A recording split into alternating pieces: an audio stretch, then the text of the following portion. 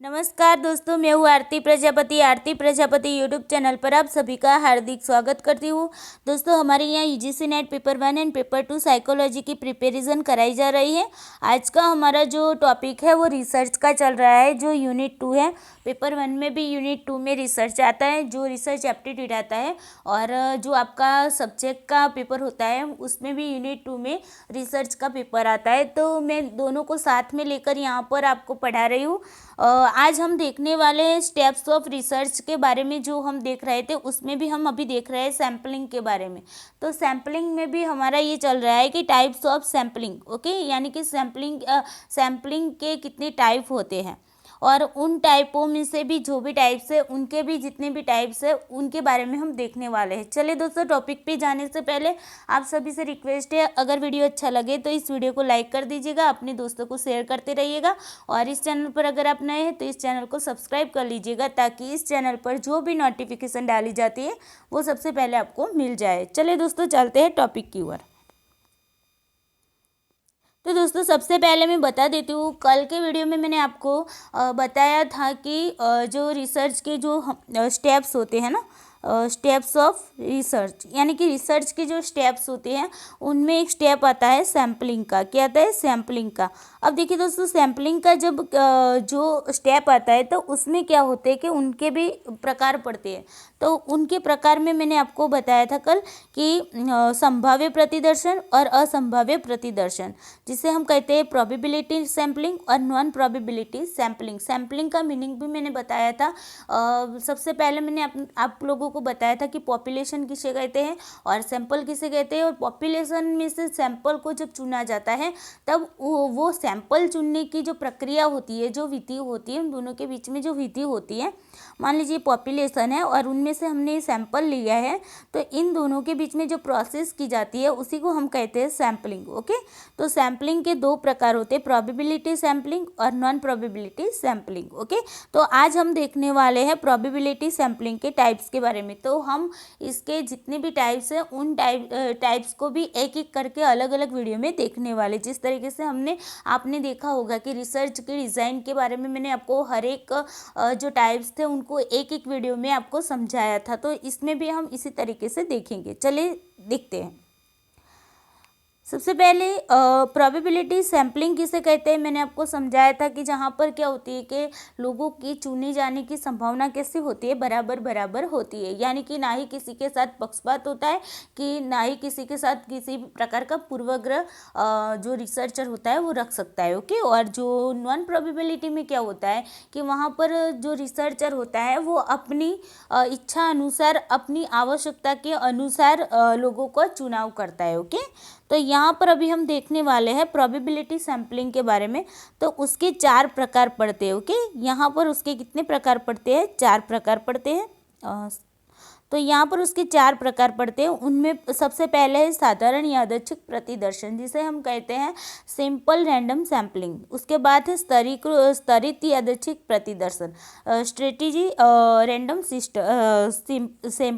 Sampling, sorry.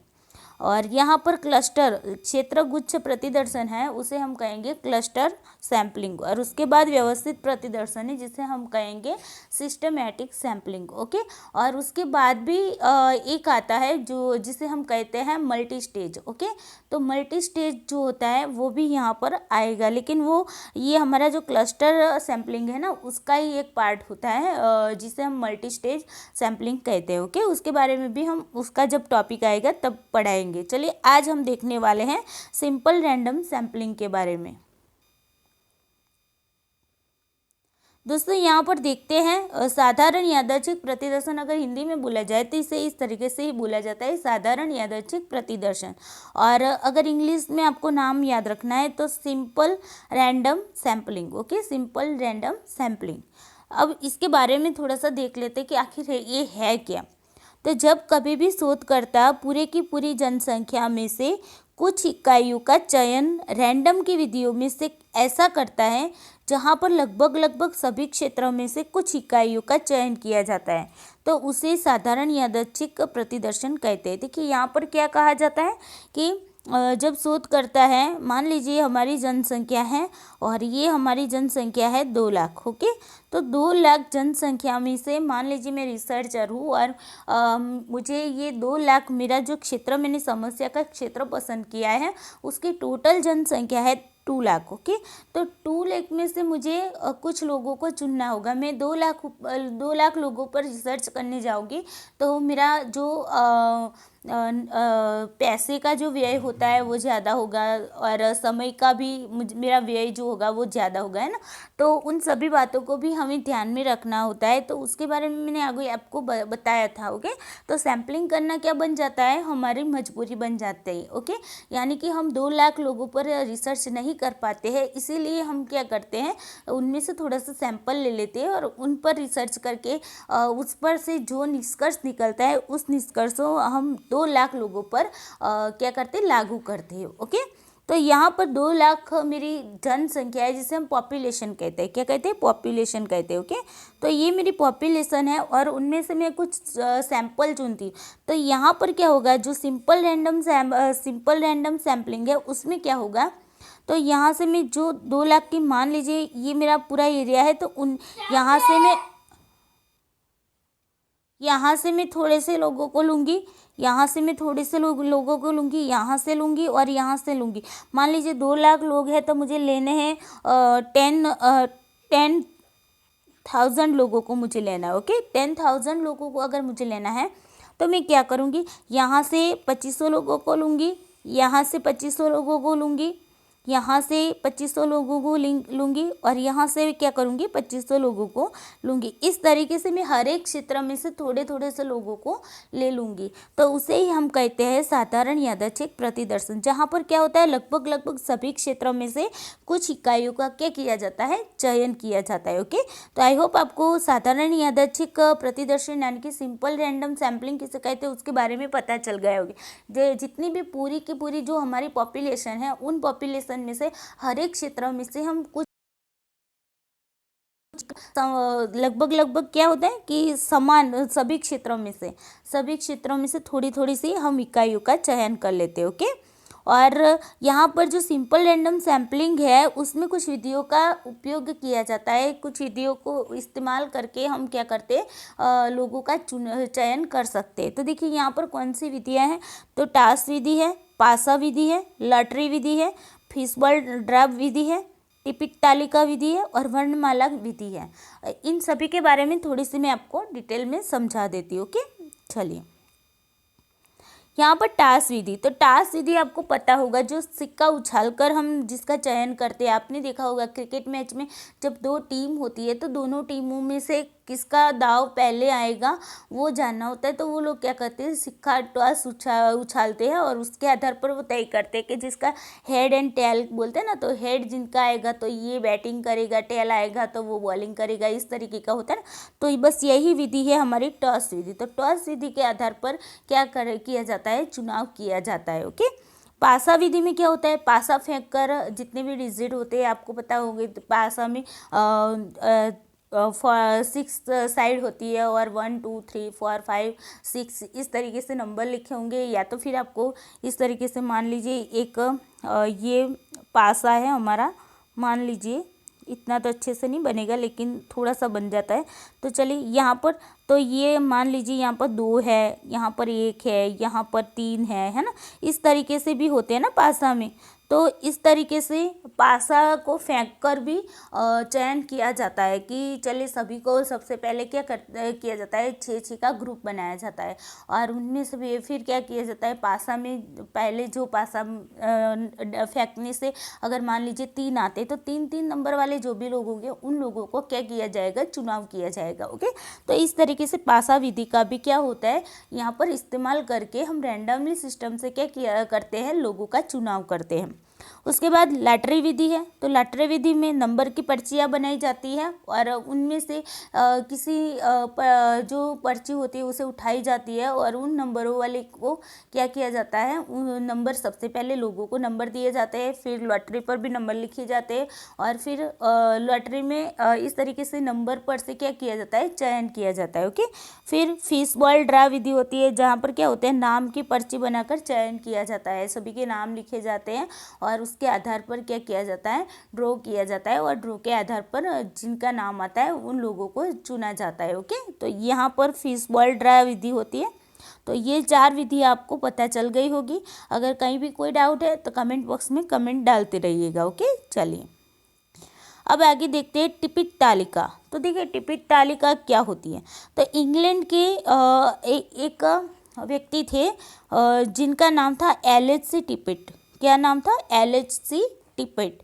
तो यहाँ पर आपको याद रखना है इंग्लैंड के थे और उनका नाम था LHC टिपिट और उन्होंने टिपिट तालिका बनाई थी। ओके, तो देखिए टिपिट तालिका में क्या होता था, तो उन्होंने 10,400 अंकों की एक सूची बनाई थी। क्या, 10,400 अंकों की सूची बनाई थी और वो अंक नंबर वाइज नहीं थे, वो अंक जो थे वो क्या थे, नंबर वाइज नहीं थे। हर डिजिट में कितने अंक आते थे, 4 अंक आते थे, हर डिजिट में 4 अंक आते थे। ओके, उन्होंने क्या किया, 10,400 अंकों की क्या की सूची बनाई और ये मान लीजिए एक ये सूची, ये 2, इस तरीके से 10,400 अंकों की उन्होंने सूची बनाई और उन अंकों की सूची में उन्होंने क्या किया, 4 डिजिट का एक डिजिट में 4 अंक लिए उन्होंने। ओके, तो 4 अंकों की सबसे बड़ी संख्या कौन सी होती है, आपको पता ही होगी। तो 4 अंकों की सबसे बड़ी संख्या हमारी 9999। ओके, तो 9999 जो होती है सबसे बड़ी संख्या होती है। अब उनको जोड़ने से, यहाँ पर मैं फिर से लिखती हूँ। ओके, चलिए 9999। ओके, तो ये जो हमारी सबसे बड़ी 4 अंकों वाली संख्या बन गई, इनको क्या किया जाता है, इनका जोड़ किया जाता है, यानी कि इन सभी को जोड़ दिया जाता है। अब आप ही बताइए कि इन सभी को अगर जोड़ दिया जाता है तो हमें आंसर कितना मिलता है, 36 मिलता है। ओके, तो उन्होंने क्या किया, 4 अंकों की जो सूची बनाई थी और फिर उन्होंने 4 अंकों की हर डिजिट में 4 अंक आते थे। इसी तरीके से उन्होंने 10,400 अंकों की सूची बनाई और फिर उन्होंने क्या किया, सबसे बड़ी जो संख्या होती है वो क्या होती है, तो 9999, जिसको जोड़ने से हमें कितना अंक मिलता है, 36। तो यहाँ पर क्या होता है, उन 36 लोगों को 1 से 36 नंबर दिए जाते हैं। देखिए सबसे बड़ी संख्या हमें कितनी मिली, 36 मिली है ना। तो 9999 सबसे बड़ी संख्या है तो उसका जोड़ किया तो हमें 36 मिली। तो जब भी हम लोगों का चुनाव करते हैं तो 36 का क्या करते हैं, हम ग्रुप बना लेते हैं और उन लोगों को, मान लीजिए 36 लोगों को हमने ले लिया। ओके, हमारे पास जितने भी लोग हैं उनमें से हम 36 लोगों को पहले लेते हैं, तो उनमें सबके नंबर दे दिए जाएंगे 1 से 36, 1 से 36 नंबर 36 लोगों को दिए जाएंगे। 1 2 3 4 5 6 7 8 इस तरीके से 36 तक नंबर दिए जाते हैं। ओके, और उसके बाद क्या किया जाता है, इस तरह से 36 के ग्रुप बनाए जाते हैं। ओके, अब क्या होता है, देखिए यहाँ पर जो 4 डिजिट की हर डिजिट में जो 4 अंक आते थे तो इस तरीके से आते थे। अब मान लीजिए आगे हम देखते हैं थोड़ा सा एग्जाम्पल के तौर पर। अब 36 में से सभी बच्चों को क्रम में क्या किया जाता है, आंख बंद करके किसी डिजिट पर उंगली रखने को बोला जाता है। देखिए उन्होंने जो 10,400 सूची बनाई थी, कितनी बनाई थी, 10,400 अंकों की जो सूची बनाई थी उन्होंने, 4 अंकों की जो डिजिटें बनाई थी। अब हर एक बच्चे को 1 से 36 तक के, यानी कि 36 लोगों का ग्रुप बनाया जाता है और फिर उनमें से नंबर दिए जाता है। और मान लीजिए कि मैंने 2 नंबर वाले बच्चे, पहले 1 नंबर वाले बच्चे को बुलाया, फिर उसकी आंखें बंद करवा दी और वो जो सूची मैंने बनाई है उस सूची में से कहीं भी उंगली रखने को बोल दूंगी। तो आंखें बंद करके बच्चा, मान लीजिए यहाँ पर जो सूची दी गई है यहाँ पर बच्चे ने यहाँ पर टिक कर, यानी कि उंगली रखी, तो यहाँ पर जो भी 4 अंक आते थे उन 4 अंकों को क्या किया जाता था, जोड़ करके मान लीजिए यहाँ पर 4598 ये डिजिट है यहाँ पर। ओके, तो बच्चा यहाँ पर उंगली रखता है तो इस डिजिट का जो भी जोड़ किया जाएगा, यानी कि देखिए यहाँ पर हमने इसका जोड़ किया तो कितना मिला हमें 26 मिला। अब देखिए 26 जो आया तो यहाँ पर हमने जो 1 से लेकर 36 नंबर दिए थे ना जिन लोगों को, उनमें से जिनका भी 26 नंबर होगा उनका क्या किया जाएगा, चुनाव किया जाएगा, यानी कि उनको चुन लिया जाएगा। ओके, फिर दूसरे नंबर वाले बच्चे को बुलाते हैं। तो मान लीजिए यहाँ पर 7865। ओके, यहाँ पर सारे डिजिट लिखे हुए 2456। ओके, 3142 6513। इस तरीके से कोई भी डिजिट यहाँ पर चार चार अंकों के डिजिट है। तो यहाँ पर मान लीजिए दूसरे बच्चे को बुलाती हूँ, दूसरा बच्चे की आंखें बंद करवाती हूँ और फिर उसे बोलती हूँ कि कहीं भी अपनी उंगली यहाँ पर जो सूची दी है उनमें से कहीं पर भी अपनी उंगली रख दो। तो बच्चा मान लीजिए यहाँ पर अपनी उंगली रखता है। तो यहाँ पर देखिए हमें कौन सी संख्या मिल रही है, 7865। तो इनका मैं क्या करूँगी, जोड़ कर दूँगी। ओके, तो देखिए 7 + 8 कितना होगा, 50 होगा। ओके, 15 में से 15 में 6 ऐड करेंगे तो कितना होगा, तो 21 होगा। 21 में 5 ऐड करेंगे तो कितना होगा, 26 होगा। चलिए यहाँ पर भी 26 आए। ऐसा जरूरी नहीं कि हर बार 26 आना चाहिए, कोई भी अंक आता है। देखिए यहाँ पर उंगली रखता है तो 4 + 2 कितना होगा, 6 होगा। 6 5 कितना होगा, तो 11 होगा। 11 6 कितना होगा, तो 11 6 17 होगा। तो यहाँ पर 17 आया। तो यहाँ पर मैं क्या करूँगी, यहाँ से 1 to 36 में जिसका भी नंबर 17 होगा उनका मैं क्या कर दूँगी, चयन कर दूँगी। ओके, तो इस तरीके से ये जो टिपिक तालिका थी, तो इस तरीके से लोगों का चुनाव किया जाता था, जहाँ पर क्या होती है, सबके चुने जाने की संभावना कैसे बन जाती है, बराबर बराबर हो जाती है। ओके, यहाँ पर किसी भी प्रकार का पक्षपात नहीं हो पाता था। तो आई होप आपको टिपिक तालिका के बारे में पता चल गया होगा। देखिए टोटल यहाँ पर 10,400 अंकों की सूची बनाई गई थी। और किसने बनाई थी, LHC टिपिक ने बनाई थी। और वो कहाँ के थे, तो इंग्लैंड के थे। ओके, उसमें क्या सबसे बड़ी संख्या कौन सी ली गई थी, तो 999। ओके, अगर इस तरीके से आपको पूछा जाए तो 9999 लगाना है। अगर अंक पूछा जाए तो 36, 1 से 36 तक का क्या किया जाता है, ग्रुप बनाया जाता था। ओके, तो ये सारी बातें आपको याद रखनी है। अगर यहाँ से कोई भी कथन आता है तो आपका यहाँ से कोई भी क्वेश्चन में कोई भी कथन गलत नहीं होना चाहिए। चलो, आई होप आपको ये पता चल गया होगा। अब चलते हैं आगे। अब देखिए दोस्तों, अब आता है वर्णमाला। तो वर्णमाला में क्या होता है कि आपको पता ही है, वर्णमाला में क्या होगा, अल्फ़ाबेटिक नाम हो गया। ओके, तो अल्फ़ाबेटिक के आधार पर यहाँ पर क्या किया जाता है, चुनाव किया जाता है। आपको पता होगा कि जब आप एग्ज़ाम देने जाते हैं तो कभी कभी ऑफलाइन एग्ज़ाम में जो कंडक्ट किया जाता है तो उसमें क्या होता है कि आपके रूम में सभी P वाले होंगे, है ना। तो या तो फिर आपकी जो कास्ट आती है तो उसमें अल्फ़ाबेटिक मान लीजिए PA वाले होंगे। ओके, या फिर PR होंगे, है ना। तो इस तरीके से आपका क्या अल्फ़ाबेटिक के नंबरों के आधार पर क्या किया जाता है, चयन किया जाता है। तो उसी को हम कहते हैं वर्णमाला। आई होप आपको सिंपल रैंडम सैम्पलिंग के बारे में पता चल गया होगा, किस तरीके से लोगों का चुनाव किया जाता है। फिर से एक बार हम देख लेते हैं सबको। ओके, चलिए यहाँ से मैं आपको बता देती हूँ। देखिए, तो देखिए सिंपल रैंडम सैम्पलिंग में क्या होगा, तो टॉस विधि का यूज़ होगा। टॉस यानी कि सिक्का उछाल कर, हेड टेल वाला। ओके, यहाँ पर पासा फेंक कर पासा में जो भी अंक आता है उस अंक वाले को क्या किया जाता है, चुन लिया जाता है। लॉटरी विधि। ओके, लॉटरी विधि में जो भी नाम दिए जाते हैं, फिश बॉल नंबर दिए जाते हैं, फिर फिश बॉल ड्रा में नाम दिए जाते हैं। उसके बाद टिपिक तालिका के बारे में मैंने आपको बता दिया, 10,400 LHC टिपिक ने बनाई थी। और फिर वो इंग्लैंड के थे, है ना। और सबसे ज़्यादा अंक कौन से थे, 9999। उसके बाद अगर पूछा जाए तो 36, 1 से 36 तक के लोगों को लिया जाता था। 36 का क्या बनाया जाता है, ग्रुप बनाया जाता है, उसे हम टिपिक तालिका के नाम से जानते हैं। उसके बाद वर्णमाला में क्या होगा, अल्फ़ाबेटिक के आधार पर हम सीरीज वाइज उन लोगों का चुनाव करेंगे। ओके, आई होप आपको सिंपल रैंडम सैम्पलिंग के बारे में पता चल गया है, जहाँ पर लगभग क्या किया जाता है, समान हर एक क्षेत्र में में से लोगों को चुना जाता है। मान लीजिए गुजरात है, तो गुजरात के जितने भी डिस्ट्रिक्ट, मुझे गुजरात पर अगर रिसर्च करना है, गुजरात स्टेट पर, पूरे गुजरात स्टेट का मुझे रिसर्च करना है, तो मैं क्या करूँगी, हर एक डिस्ट्रिक्ट में से थोड़े थोड़े लोगों का चुनाव, थोड़े थोड़े लोगों को क्या करूँगी, चुन लूँगी। मान लीजिए 33 डिस्ट्रिक्ट्स हैं, तो यहाँ पर मैं क्या करूँगी, 33 डिस्ट्रिक्ट्स में से थोड़े थोड़े से लोगों को हर क्षेत्र में से, यानी कि हर डिस्ट्रिक्ट में से मैं क्या करूँगी, थोड़े थोड़े से लोगों को ले लूँगी और उसके आधार पर क्या करूँगी, रिसर्च करूँगी। ओके, आई होप आपको ये सारा पता चल गया होगा। अगर यहाँ पर कोई भी डाउट रहता है तो आप कमेंट बॉक्स में कमेंट लिख सकते हो। ओके, आई होप वीडियो अच्छा लगा हो तो लाइक कर दीजिएगा, अपने दोस्तों के साथ शेयर कर दीजिएगा। इस चैनल पर नए हो तो चैनल को सब्सक्राइब करना ना भूलिएगा। ओके, आज के लिए इतना ही दोस्तों, थैंक यू सो मच।